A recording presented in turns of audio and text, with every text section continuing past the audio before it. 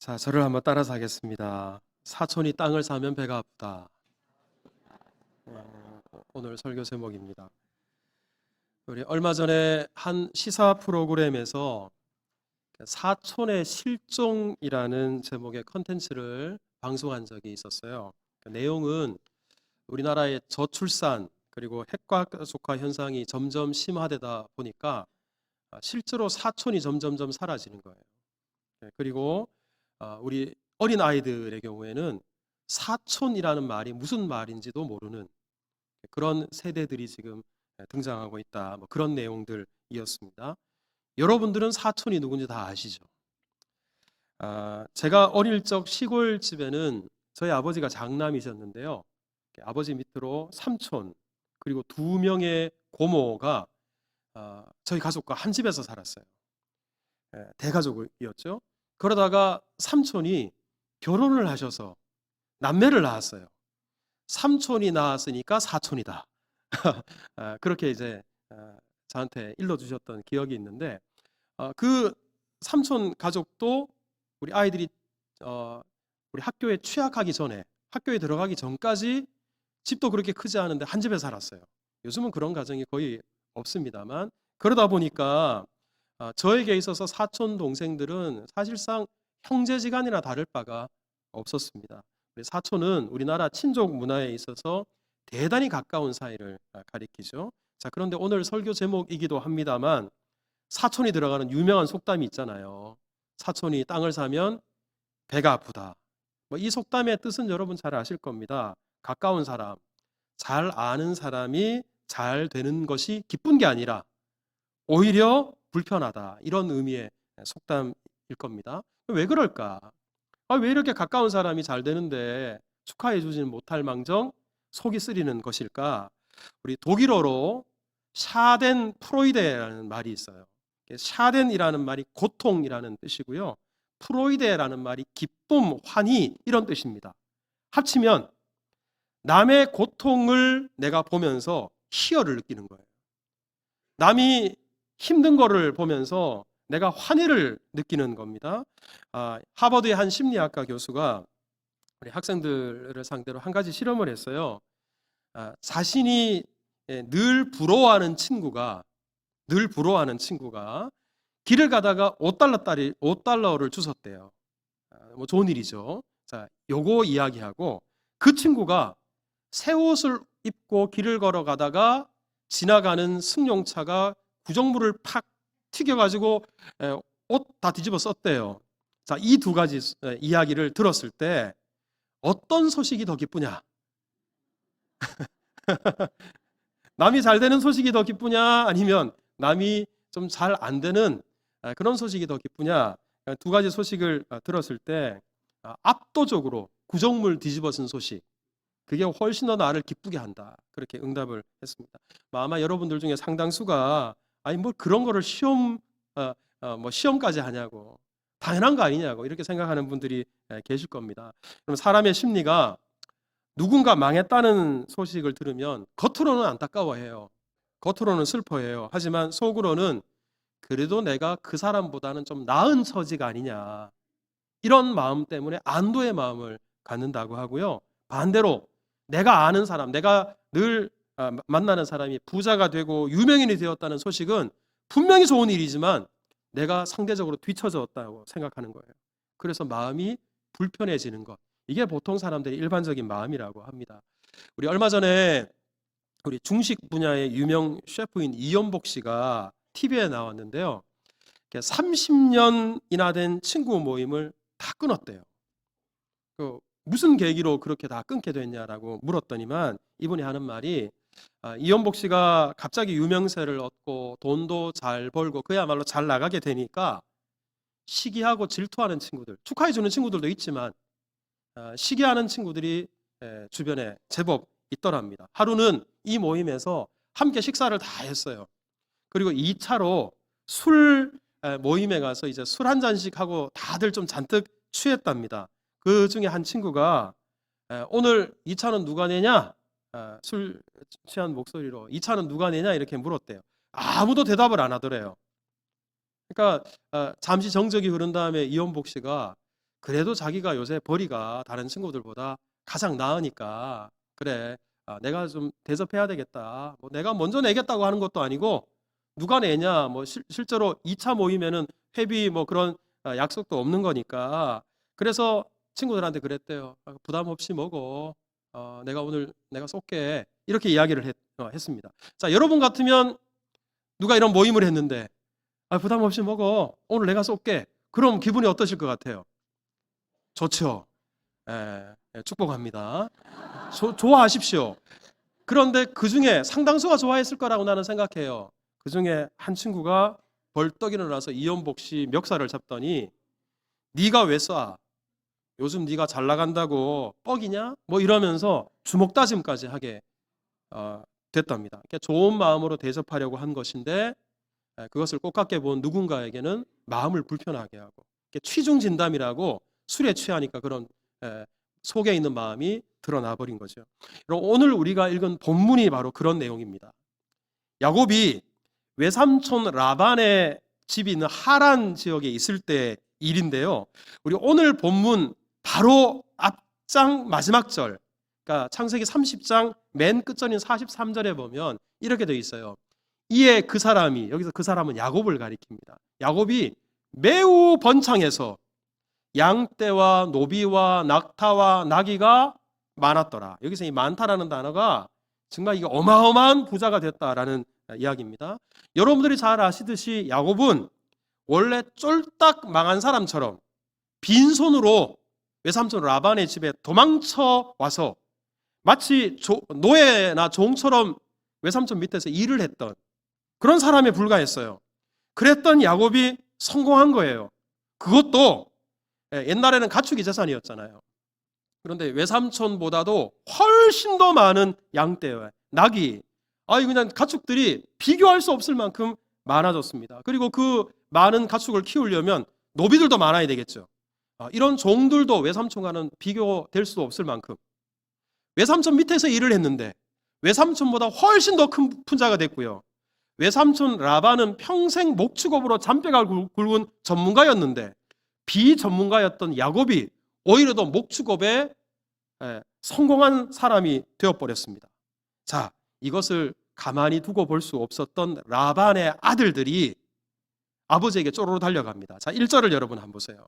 1절을 보면 아들들이 아버지 라반에게 말합니다. 야곱이 아버지의 소유를 다 빼앗았습니다. 지금 야곱이 저렇게 부자가 된 것은 다 아버지 것을 가지고 저렇게 부자가 된 것입니다.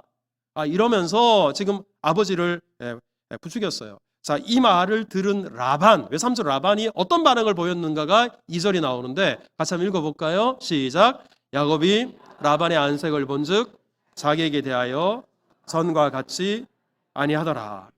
낯빛이 변했어요. 야곱을 바라보는 눈빛이 달라졌어요.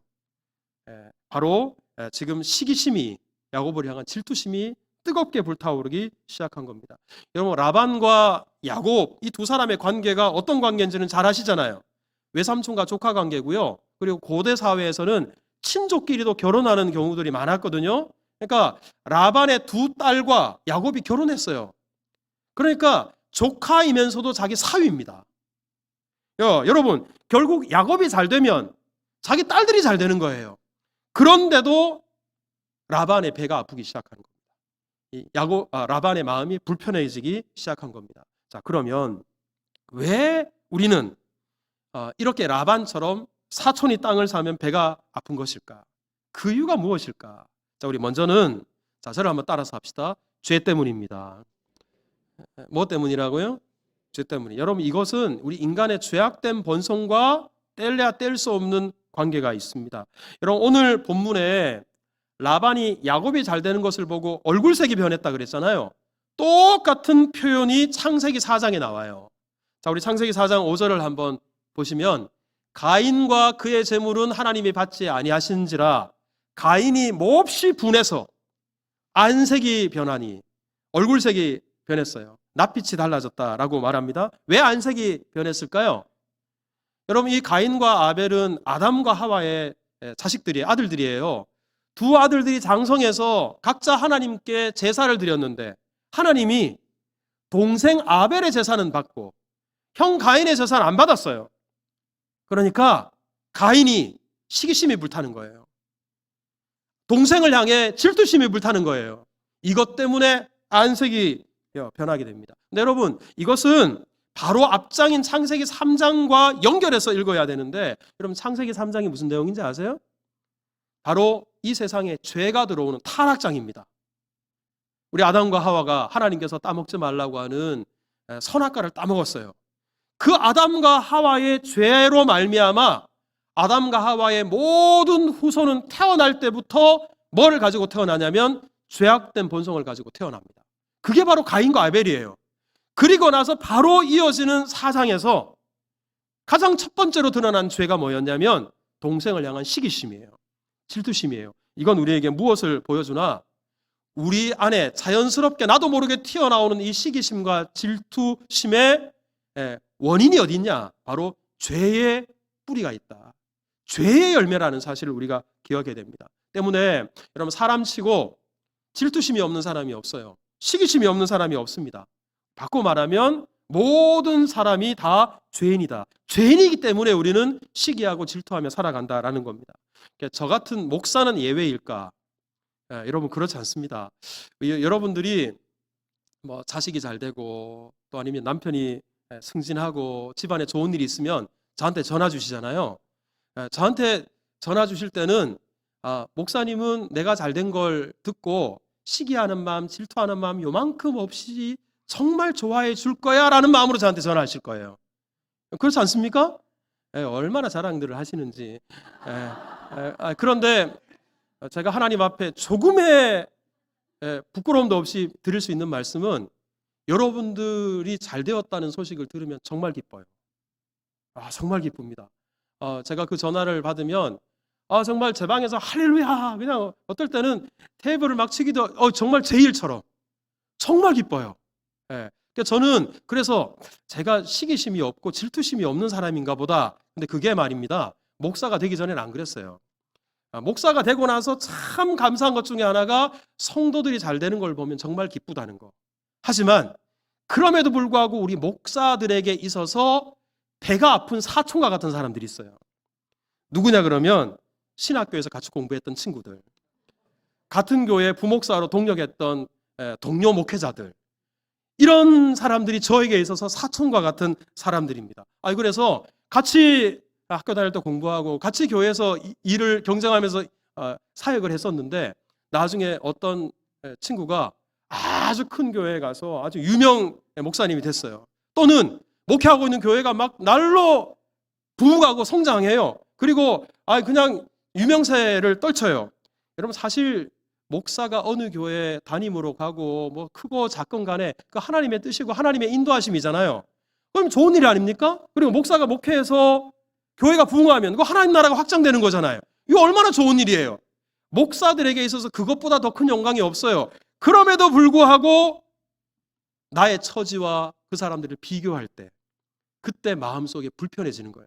겉으로는 축하하지만 속으로는 좀 씁쓸한 마음이 목사들에게 있는 겁니다. 그러고 보면 목사도 별 수 없다라는 사실이에요. 여러분, 때문에 여러분들도, 저나 여러분들이나 사촌이 땅을 사서 배가 아플 때마다, 그리고 남이 잘 되는 것을 그 소식을 들을 때마다 한편으로 마음이 좀 허해지고 쓸쓸해지는 느낌, 속쓰림을 느낄 때마다 생각해야 될 게 있어요. 자, 저를 한번 따라서 합시다. 내가 죄인이구나. 여러분, 내가 죄인이기 때문에. 그러니까 자연스러운 반응입니다. 하지만 여러분, 우리가 기억하셔야 될 게 있어요. 사람은 누구나 죄인이라 죄악된 본성을 가지고 있기 때문에 시기할 수밖에 없고 질투할 수밖에 없을지라도, 그렇다 그래서 이 죄가 우리를 지배하도록 내버려 두어서는 안 된다라는 사실입니다. 왜냐 그러면 이 질투심, 시기심이라는 게요, 내버려 두면, 여러분, 우리가 누군가를 질투한다 그래서 그 사람에게 달라질 게 있어요? 하나도 안 달라집니다. 문제는 그 시기심이 우리 마음속에 자꾸 차고 넘칠수록 자기를 황폐하게 만들어요. 자기를 더 망가뜨립니다. 그러기에 죄가 우리를 지배하도록 내버려 두어서는 안 돼요. 우리는 죄가 가득 차서 죄의 지배를 받을 게 아니라, 우리가 늘 예배 끝날 때마다 예수님으로 충만해서 예수님의 지배를 우리가 받아야 될 그런 사람들 아닌가요? 그렇다면 우리 빌립보서 2장에 보면 예수님으로 채워진 사람, 예수님을 모시고 사는 사람들이 어떻게 살아가느냐에 대해서 말씀하고 있는데 2장 3절을 한번 보세요. 같이 한번 읽읍시다. 시작. 아무 일에든지 허영으로 하지 말고 오직 겸손한 마음으로 각각 자기보다 남을 아껴 여기고, 여러분 예수님의 마음은 남이 잘 되는 게 더 기뻐요. 그리고 다른 사람을 나보다 늘 낮게 여기는 마음이에요. 여러분 이런 마음을 우리가 갖고 있을 때 죄가 우리를 더 이상 지배하지 못하고요, 시기심 때문에 자기를 망치는 그런 안타까운 인생을 살지 않게 됩니다. 때문에 여러분 우리는 힘들어도 겉으로라도 자꾸 축복해야 돼요. 물론 속으로도, 겉으로는 아이 잘 됐네 축하해 그러면서 속으로는 에이 망해버려라 이러지는 마시고, 여러분 우리가 성경에 중요한 원리가 하나가 있잖아요. 한번 따라서 해보세요. 축복이 축복을 낳고 저주가 저주를 낳습니다. 여러분 우리가 누군가를 저주했는데 그 사람이 저주받을 사람이 아니에요. 그럼 그 저주가 누구에게 돌아와요? 나에게 돌아와요. 하지만 우리가 자꾸 축복하십시오. 그러면 결국 그 축복이 나에게 돌아와요. 그러니까 우리 빈말이라도 빈 마음이라도 남이 잘 되는 것이 그게 예수님의 마음이고 우리 그리스도인들이 품어야 될 마음이다. 언제나 다른 사람이 잘 되었을 때, 기쁜 소식을 들을 때 진심으로 축복해주는 우리 분들이 다 되실 수 있기를 주님의 이름으로 축복합니다. 자, 우리 또 한 가지, 사촌이 땅을 사면 배 아픈 이유가 뭘까요? 한번 따라서 해보세요. 우상의 가치관입니다. 여러분 이게 바로 무슨 가치관이냐면 우상의 논리이고 우상의 가치관입니다. 자, 여러분 지금 라반의 시기심 때문에 야곱이 더 이상 외삼촌과 함께 살 수 없게 되었어요. 그래서 지금까지 살았던 하란을 떠나서 이삭 아버지가 살고 있는 가나안 땅으로 다시 돌아가야 되겠다 결심했습니다. 자, 이때 라반의 딸이자 야곱의 아내였던 라헬이 이상한 행동을 한 가지를 해요. 자, 우리 19절을 한번 볼까요? 19절을 보면 라반이 양털을 닦으러 갔으니까, 즉 집을 비운 사이에 라헬이 아버지 집에 들어가 가지고는 아버지의 드라빔을 몰래 도둑질해 왔습니다. 훔쳐버렸어요. 여러분 사실 문제는 여러분 이 드라빔이라는 거 여러분 잘 아시잖아요. 이게 그 작은 우상, 호주머니 안에 포켓 안에 넣고 다니기도 하고 아니면 집에 세워놓고 부적처럼 수호신처럼 생각하는 작은 우상인데, 라헬에게도 자기 드라빔이 있었어요. 그런데 왜 굳이 이사하면서 그 정신없는 통에 아버지의 드라빔을 몰래 훔쳐서 가려고 했었을까? 그럼 이게 문제예요. 여러분 메소포타미아 지역을 연구하는 고고학자들의 연구에 따르면 이때 이 지역에 사는 사람들에게 있어서 드라빔은 단순히 우상, 부적 이걸 넘어서서 재산 상속과 깊은 관련이 있대요. 이게 무슨 말이냐 그러면 우리 고대 사회는 요즘처럼 상속법이라든지 이런 거에 발달하지 않았잖아요. 부모가 별세한 후에 부모가 남긴 재산을 누가 상속받는가? 부모의 드라빔을 갖고 있는 사람이 상속받는 거예요. 그러니까 단순히 우상 그걸 뛰어넘어서 지금 라헬이 아버지 것에 대해서 욕심을 부리고 있습니다. 여러분 실제로 14절을 보면 이렇게 말씀해요. 라헬과 레아가 그에게 대답하여 이르되 우리 아버지 집에서 무슨 분깃이나 유산, 이런 분깃이라는 것이 자식들에게 주는 어떤 상속 같은 걸 가리켜요. 아버지가 우리에게 뭘 주신 게 있습니까? 그러니까 이 드라빔이라도 가지고 와서 자기 것 챙겨야 되겠다, 자기 몫을 챙겨야 되겠다라고 라헬이 생각했던 겁니다. 그리고는 아버지의 드라빔을 몰래 도둑질합니다. 여러분 이 딸들의 행동을 보면 라반 가족들의 평소에 어떤 가치관을 가지고 살았는지 알 수 있어요. 그 가치관은 다름 아니라 우상의 가치관입니다. 여러분 우상 숭배의 핵심이 뭔지 아세요? 우상 숭배가 무슨 종교적 신념 아니면 뭐 어떤 미신 같은 걸 믿는다, 여러분 이런 게 아니고요. 우상 숭배의 핵심은 다름 아니라 탐심입니다. 우리가 잘 아는 골로새 3장 5절 9절에 보면 맨 끝부분을 보십시오. 탐심이 곧 뭐예요? 우상 숭배예요. 우상 숭배의 핵심은 다름 아니라 탐심이라는 사실입니다. 여러분 사실 야곱이 라반과 이제 헤어질 때 가난했던 게 아니에요. 얼마나 부자였으면 외삼촌 라반이 시기하고 질투했겠습니까? 그런데 여러분 한번 생각해 보세요. 야곱이 부자면 그 야곱의 아내인 라헬이 부자예요? 부자가 아니에요? 여러분들 집은 남편이 부자면 여러분은 부자가 아닙니까? 여러분 남편이 부자면 아내인 라헬도 부자잖아요. 아버지보다 훨씬 더 많은 재산을 갖고 있는데도 라헬이 여전히 탐심에 사로잡혀 있습니다. 여러분 이것은 라반도 마찬가지인데요. 야곱이 부자가 됐다 그래서 라반이 가난해진 게 아니에요, 여러분. 라반은 원래 야곱을 만나기 전에 지금보다 훨씬 없는 사람이었어요. 이 야곱을 만나고 나서 라반이 훨씬 부자가 됐어요. 여러분 창세기 30장 30절을 한번 보세요. 야곱이 라반에게 말합니다. 보세요. 내가 이 집에 오기 전에는 외삼촌의 소유가 적었습니다. 하지만 이제는 번성해서 막 때를 이루었다. 왜? 하나님께서 야곱을 보시고 라반에게 복을 주셨거든요. 그러니까 별로 없던 사람이, 가난했던 사람이 야곱을 만나가지고 라반도 덩달아서 부자가 됐어요.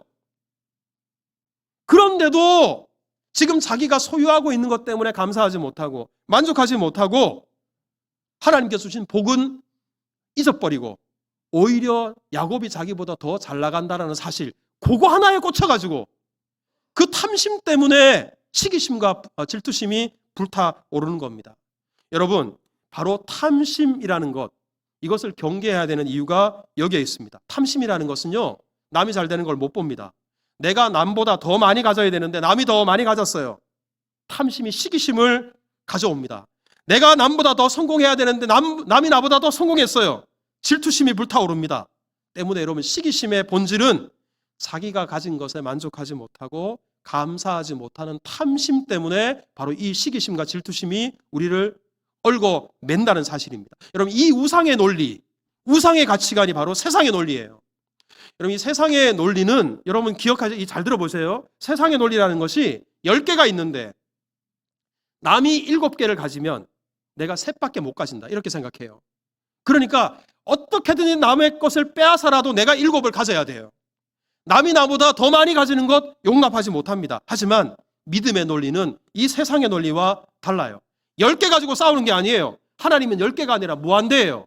그래서 야곱이 뭐라고 고백하냐면 오늘 본문 5절을 한번 보십시오. 자, 우리 같이 한번 읽어볼까요? 시작. 그들에게 이르되 내가 그대들의 아버지의 안색을 본즉 내게 대하여 전과 같이 아니하도다.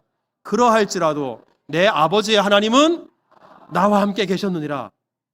여러분 하나님, 이 믿음의 논리는 다른 것을 빼앗아서 내게 마음이 만족하고 풍요로워지는 게 아니에요. 모든 것 대신 하나님께서 나와 함께 하시는 것으로 만족하는 거예요. 감사하는 거예요. 그러니 여러분 다른 사람과 비교하지 않습니다. 하나님께서 주신 은혜, 나와 함께 하신 그 하나님께 집중합니다. 이게 바로 믿음의 논리예요. 성령께서 우리 가운데 은혜 주셔서 우상의 논리, 세상의 논리가 아니라 믿음의 논리를 가지고 하나님과 가까이 하는 것이 진짜 복이고 나와 함께 하신 하나님으로 말미암아 나는 부유한 사람이며 또 성공한 사람이며 복받은 사람임을 기억하실 수 있기를 주님의 이름으로 축복합니다. 때문에 여러분 시기심이 들 때마다 먼저 해야 될 질문이 있어요. 자, 한번 따라서 해보세요. 내가 무엇을 부러워하는가? 여러분 우리 지금 연말이 됐어요. 연말이 되면 결실의 계절, 열매의 계절이잖아요. 그러다 보니까 성도들조차도 하나님께서 내게 베풀어 주신 은혜, 하나님께서 나에게 주셔서 누리고 있는 것들, 이런 것들로 인해서 기뻐하지 못하고 감사하지 못하고 나보다 더 많은 열매를 거둔 사람, 나보다 더 많이 성취한 사람, 이런 사람들을 바라보면서 시기심과 질투심에 불탑니다. 감사해야 되는데 감사하지 못하고 메마르게 살아가는 겁니다. 때문에 여러분 남이 가진 것 말고 하나님께서 내게 주셔서 내가 가지고 있는 것을 바라보십시오. 우리 연말이 되면 우리 고3 수험생을 둔 우리 가정 가운데는 남의 자식이 좋은 대학 갔다, 어느 대학 갔다더라, 이런 이야기 들으면 갑자기 내 자식이 이렇게 건강해지고 우리 집에 없어서는 안 될 귀한 자식인데도 갑자기 질투심에 사로잡힌 마음으로 이 자식이 대단히 하찮게 보이기 시작해요. 얼마나 귀한 자식인데, 금쪽 같은 자식인데. 혹시 우리들에게도 내가 지금 무엇을 부러워하는가? 정말 보배가 나에게 있는데 보배를 보배로 생각하지 못하고 다른 사람 것 때문에 망각하고 잊어버리고 살아가는 것이 아닌가. 여러분, 제가 산을 그렇게 좋아하는 것은 아니지만 한 번씩 월요일 쉬는 날 2달에 한 번 정도 산에 이제 올라가요. 그런데요, 제가 한때는 누가 제 앞에 앞질러 가는 거를 내가 이거 그냥 곱게 못 봐요. 이 용납이 안 돼요. 그러니까 무조건 내가 제치고 가면 제치고 갔지, 누가 나보다 앞에 가는 거를 못 견디겠어요. 그러다 보니까 한 번씩 오버페이스를 하기도 하고 막 그랬거든요. 그런데요, 이제 나이가 한 50대 중반쯤 되니까 무릎도 옛날같이 않고요. 젊은 사람 체력을 어떻게 따라갑니까? 그러니까 우리 얼마 전에는 아내랑 등산을 하는데도 아내가 저보다 막 앞에 치고 나가요. 그래도 산 잘 타네. 그것 때문에 제가 남자가 돼가지고 이런 마음이 추워도 없고요. 등산을 하면서 누가 나에게 앞질러 가는 게 이게 아니라 뒤에서 무슨 소리가 나면 그냥 자연스럽게 비켜요. 지나가게 해요. 그러면서 내 마음속에 내 친구들 중에는 내가 등산을 한 번씩 1년에 몇 번 이렇게 가는 거를 보면서도 부러워하는 친구들이 있는데 건강이 그렇지 못해서, 그리고 이미 건강의 상에서 세상을 뜬 친구들도 몇 있는데 내가 지금 그래도 이렇게 건강해서 산에 이렇게 올라갈 수 있다는 것 자체가 얼마나 큰 은혜인가. 이거 생각하면요, 다른 사람이 나보다 좀 앞질러 가도 이것 때문에 등산하면서 갑자기 기분 잡치고 이런 일 절대로 없습니다. 얼마 전에는 제가 당일치기로 지리산을 갔다 왔거든요. 많은 분들이 그 사진을 보고 목사님 대단하시다 그러니까 정말 제가 대단한 줄 알고 어깨가 이만큼 올라갔어요. 그런데요, 제가 우연히 유튜브를 보다 보니까 저보다 나이가 한 10살은 더 많으신 남자분이 새벽 3시인가 4시부터 시작해가지고 하루에 지리산 꼭대기를 3번을 왕복하더라고요. 거의 초인적이에요. 여러분 이거 실제로 한번 찾아보세요. 하루에 3번, 근데 이분이 집사님이야. 하루에 3번을 갔다가 내려와서 교회 청소를 해요. 그리고 쌀집을 운영하시는데 쌀 40kg를 어깨에 메고, 그날 그 오후까지 지리산을 3번 왔다 갔다 하신 분이 쌀을 갖다가 이제 배달을 하시는 일을 하는 거예요. 그러면서 제 마음속에 세상은 넓고 강한 사람은 정말 많구나. 더 겸손하게 살아야 되겠다. 여러분, 등산하면서도 교만한 마음을 버리면 다른 사람이 나보다 훨씬 산을 잘 탄다 그래서 시기심, 질투심 생기지 않습니다. 그리고 더 겸손해져요. 겸손해지면 다른 사람 부러워하지 않아요. 질투하지 않아요.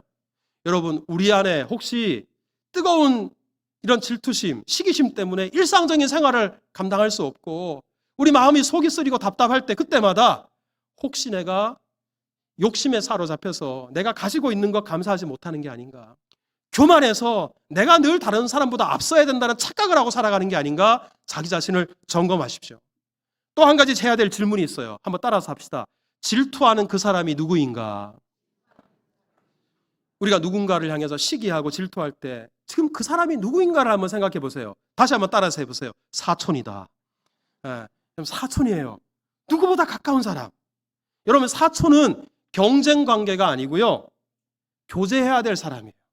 서로 위로하고 서로 도와주고 서로 이끌어주고 서로 밀어줘야 될 사이가 다름 아니라 사촌입니다. 그러니까 여러분, 지금 라반도 야곱을 교제해야 될 관계가 아니라 경쟁 관계로 생각하니까 자기 조카잖아요. 심지어 자기 사위잖아요. 그런데도 미워하는 거예요. 그런데도 함께 살 수 없다고 내쫓으려고 하는 거예요. 우리가 누군가를 향해서 시기할 때 그 사람이 나와 어떤 관계인가를 잘 생각해 보십시오. 특별히 우리 교우들 안에도, 우리 성도들끼리 같이 신앙생활 하다 보면 내가 원하지 않아도 비교할 때가 있어요. 하지만 여러분, 우리가 예수님을 마음을 품고 우리가 어떤 관계인 것을 안다면 함께 천국 가야 될 사이잖아요. 함께 주님의 영광을 나누어야 될 그런 사람들이잖아요. 그렇다면 우리 지체가 잘 되는 일이 정말 우리의 기쁨이어야 돼요. 왜? 같은 지체니까. 로마서 12장 15절에 보면 즐거워하는 자들과 함께 즐거워하고 우는 자들과 함께 울어라. 왜 즐거워하는 자들과 함께 즐거워하라는 말씀이 먼저 나오는지 아십니까? 이게 더 중요하니까, 이게 더 어려우니까, 그리고 이게 더 귀하니까. 자, 우리 옆에 분에게 당신이 잘 되는 게 기쁨입니다. 시작. 네. 다시 한번, 나보다 더 잘 되기를 바랍니다. 네. 네. 여러분, 이게 바로 그리스도 안에 우리는 경쟁 관계가 아니라 교제 관계고 함께 주님을 섬기고 함께 주님을 바라보고 함께 살아야 될 그런 공동체인 것을 우리가 기억할 때 이렇게 믿음으로 승리할 수 있습니다. 그럼 최근에 제가 우연히 책을 읽다가 사촌이 땅을 사면 배가 아프다, 이 속담을 재해석한 글을 읽은 적이 있어요. 이게 맞는지 틀리는지 모르겠어요. 근데 그분이 이렇게 써놨어요. 이 속담이 원래는 남이 잘 되는 것이 불편하다는 뜻이 아니었다. 원래 뜻은 사촌이 땅을 사면 너무 기뻐서 뭐라도 보태주고 싶은데 보태줄 게 없어서 갑자기 배가 아프더래요. 여러분, 배가 아프면 어디 가요? 화장실 가죠. 화장실을 가는 게 아니라 사촌이 산 땅으로 가는 거예요. 그리고 거기다가 변을 쏟아놔요. 걸음이라도 보태주는 거예요. 원래 그런 의미였다는 거예요. 뭐 새삼스럽게. 근데 여러분, 저는 근데 어떤 게 맞는지는 모르겠어요. 하지만 적어도 우리가 예수님의 마음을 품고 있다면 후자인 이 해석, 사촌이 땅을 사면, 우리 믿음의 지체가 땅을 사면 내가 보태줄 거는 없고 뭐라도 보태주고자 하는 마음으로 배라도 아파서 뱃속에 있는 거라도 그에게 좀 보태줄 수 있는 마음의 넓이와 깊이를 가지고 산다 그러면 얼마나 기쁠까, 얼마나 감사할까. 여러분, 우리 이 연말에 늘 우리보다 훨씬 더 부유하고 우리보다 훨씬 더 많은 열매를 맺은 사람들만 쳐다보고 살다 보면 우리는 너무 가난해요. 너무 힘든 사람이에요. 하지만 이 연말에 이 풍성한 때에 우리보다 더 어렵고 가난한 이들을 바라보면 그때 우리가 얼마나 풍요롭게 살고 있는지 알게 될 겁니다. 그런 마음으로 예수님의 마음을 품고 우리가 넉넉하게 손을 펴서 이웃들을 섬기게 될 때, 그때 우리는 많은 것을 가졌지만 자린고비처럼 세상에 자기보다 더 가난한 사람이 없는 사람처럼 살아가는 사람 같이 다르게 정말 부유한 사람으로, 예수님의 마음을 품은 사람으로 살아갈 수 있을 것입니다. 이런 은혜가 우리 가운데 있기를 축복합니다.